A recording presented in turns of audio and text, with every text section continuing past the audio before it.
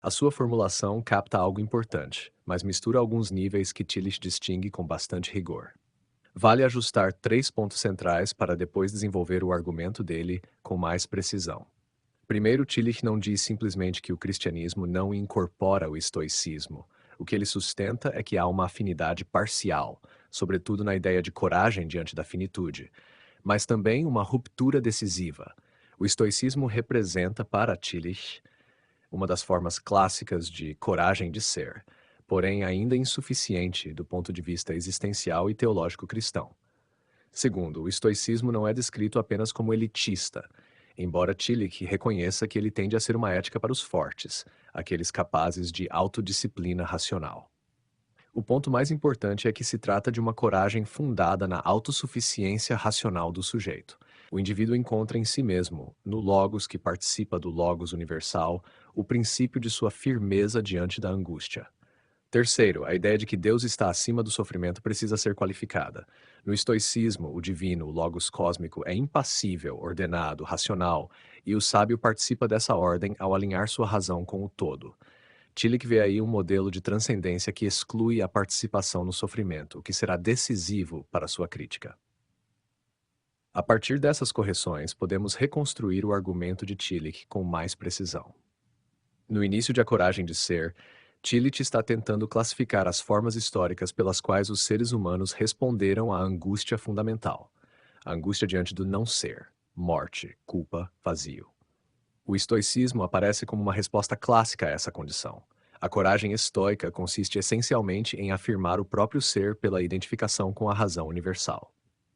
O indivíduo reconhece que é parte de um cosmos racionalmente ordenado e, portanto, aceita o destino, fatum, com serenidade. Essa aceitação não é passiva, mas ativa. É uma autodeterminação racional que permite ao sujeito dizer sim à realidade como ela é.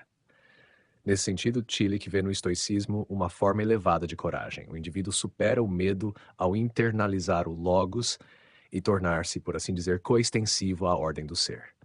A angústia é dominada porque o sujeito não se apega ao contingente, prazer, dor, perda, mas se ancora no universal.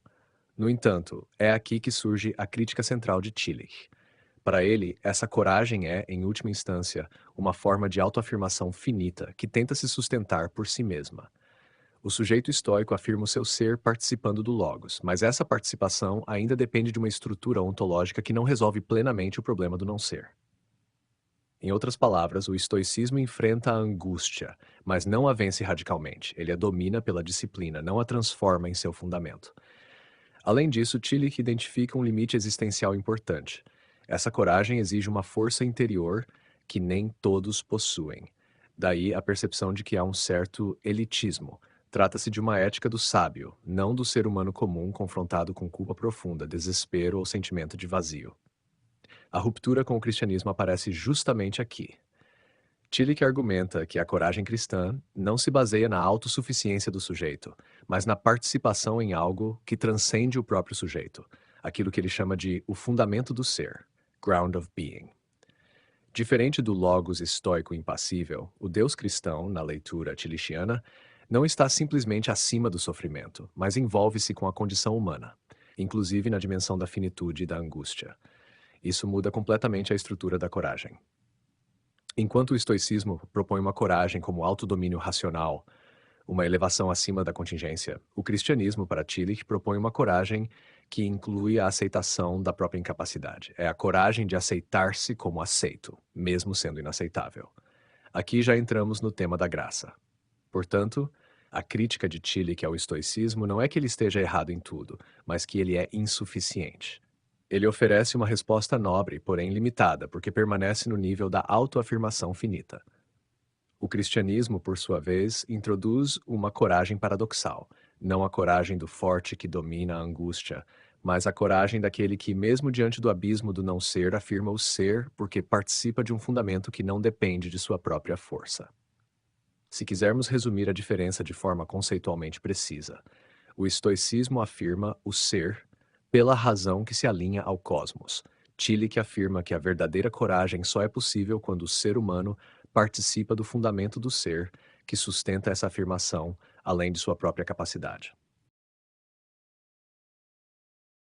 Sua leitura aponta conexões reais que Tillich sugere, mas há alguns deslocamentos conceituais importantes a corrigir para que o argumento fique fiel. Comecemos por Sêneca e Freud. Tillich não usa a expressão libido moriendi como um conceito técnico freudiano, e, estritamente falando, esse termo não pertence ao vocabulário clássico de Sigmund Freud. O que Freud propõe é a tensão entre eros, pulsão de vida, e a pulsão de morte, Todestrieb.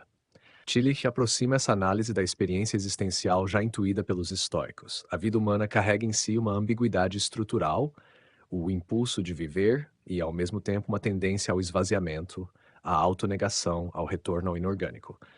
No caso de Sêneca, isso aparece não como teoria psicanalítica, mas como atitude ética diante da existência. O sábio estoico reconhece que a vida está exposta ao sofrimento, à perda e à instabilidade. A resposta não é eliminar o desejo no sentido freudiano, mas discipliná-lo racionalmente.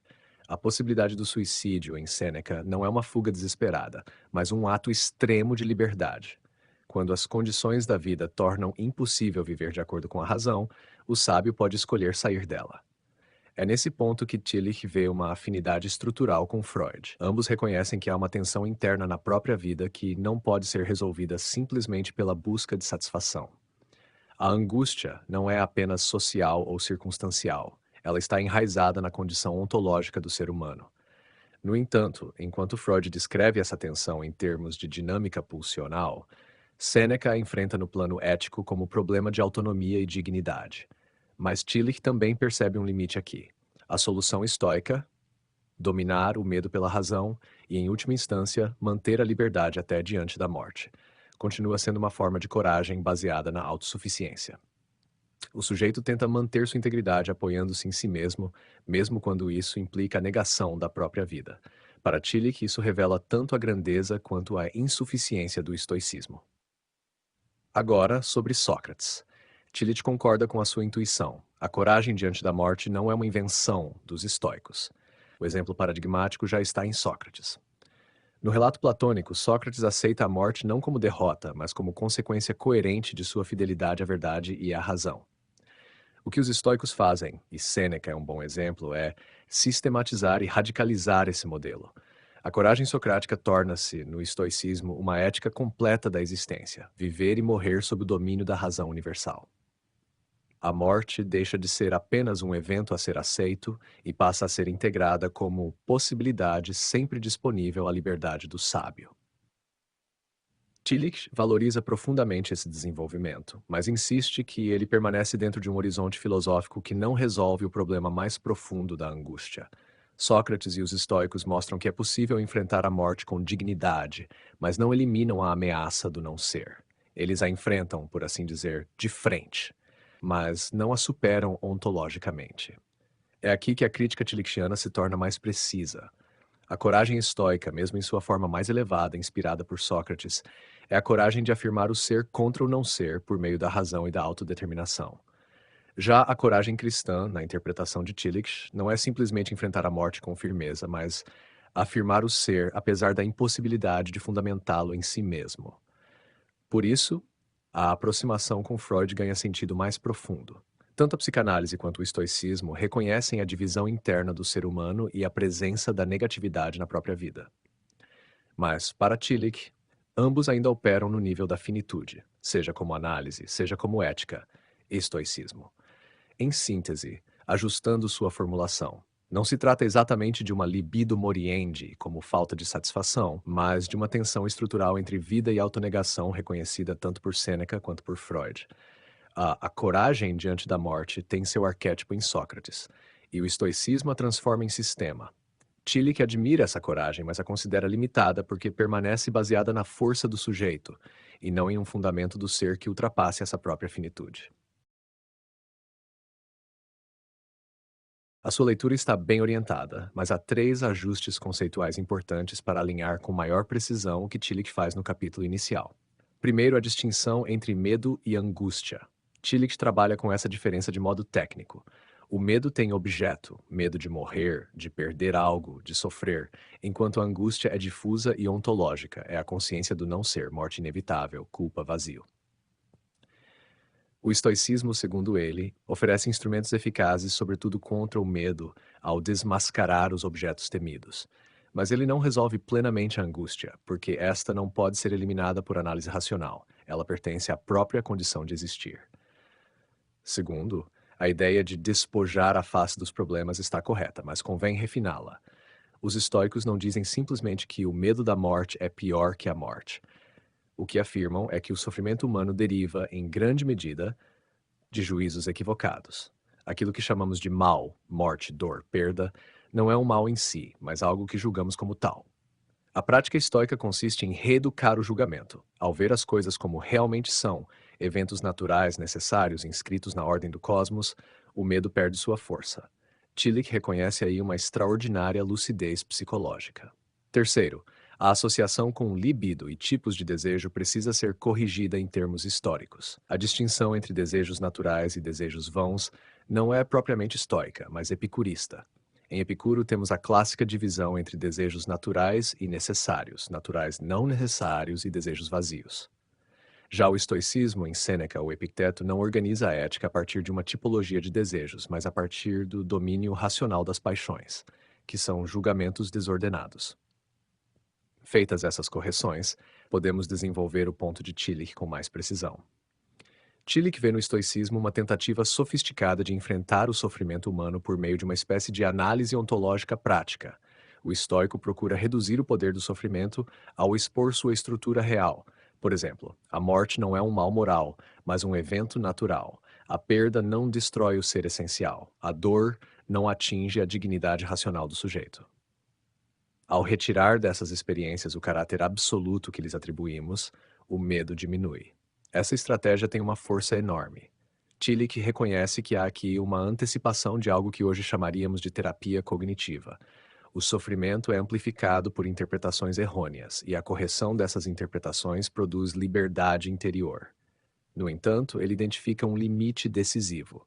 Essa desmistificação funciona enquanto lidamos com medos concretos. Mas, quando passamos ao nível da angústia, a consciência de que o próprio ser está ameaçado pelo não ser, o procedimento estoico encontra seu limite.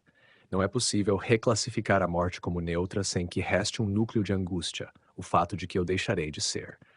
Da mesma forma, a culpa ou vazio existencial não se dissolvem apenas por uma mudança de julgamento. É aqui que entra a questão do desejo, agora reinterpretada à luz de Tillich.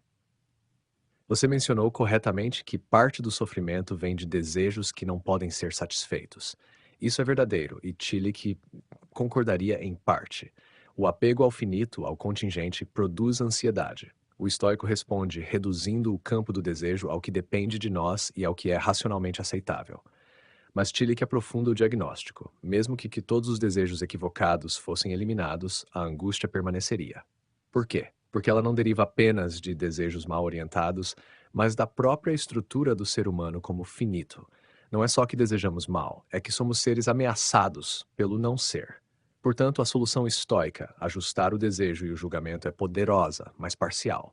Ela produz uma forma elevada de coragem, a coragem de ver a realidade como ela é e não se deixar dominar por ilusões. Mas essa coragem ainda depende da força do sujeito em sustentar essa visão.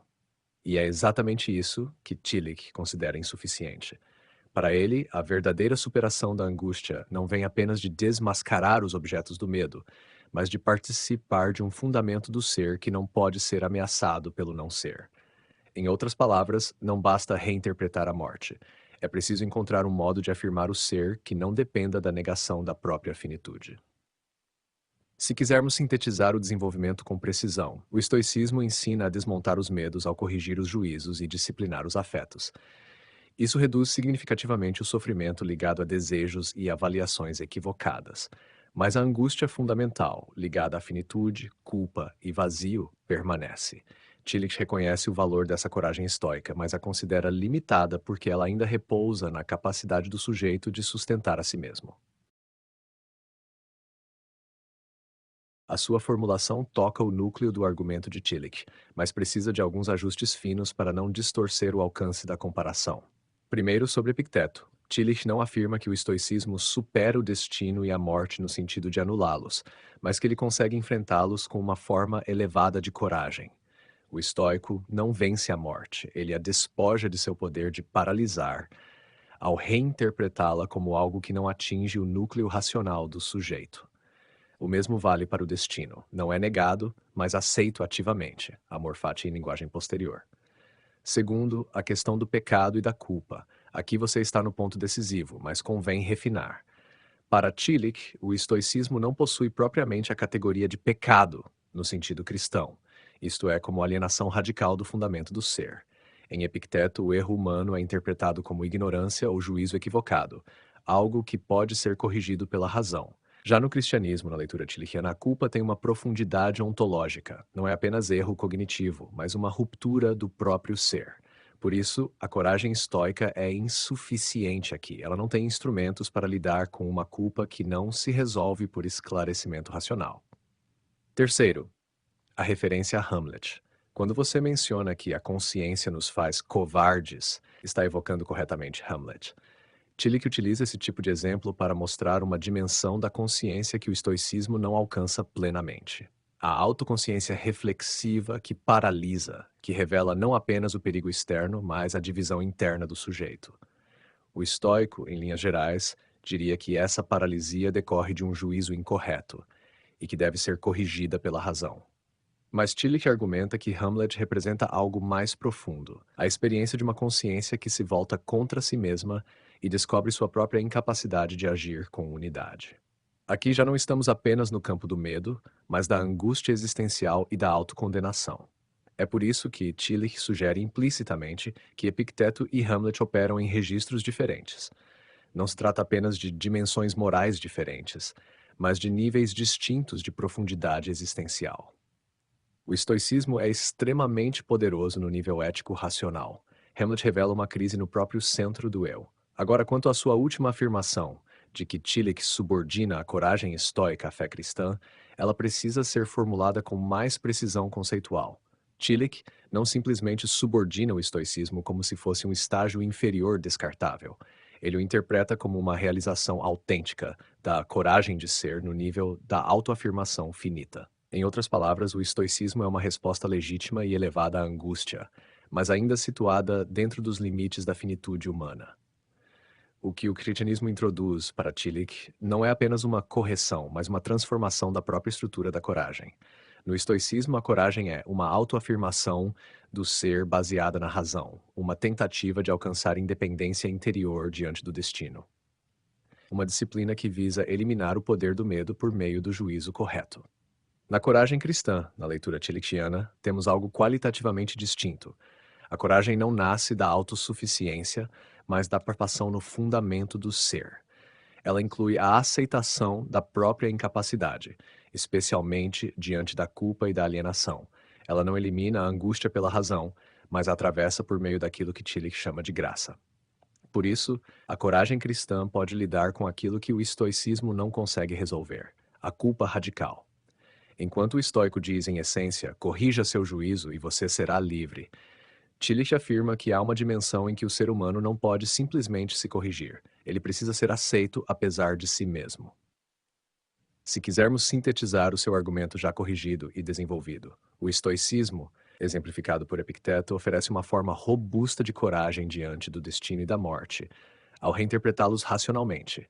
Essa coragem, porém, não alcança a profundidade da culpa e da autoconsciência dividida, como dramatizada em Hamlet. Tillich não rejeita o estoicismo, mas o considera uma forma elevada e ainda assim limitada de coragem de ser. A fé cristã para ele não elimina essa coragem, mas a reconfigura ao deslocar seu fundamento da autossuficiência racional para a participação em um fundamento do ser que permite enfrentar, inclusive, a culpa.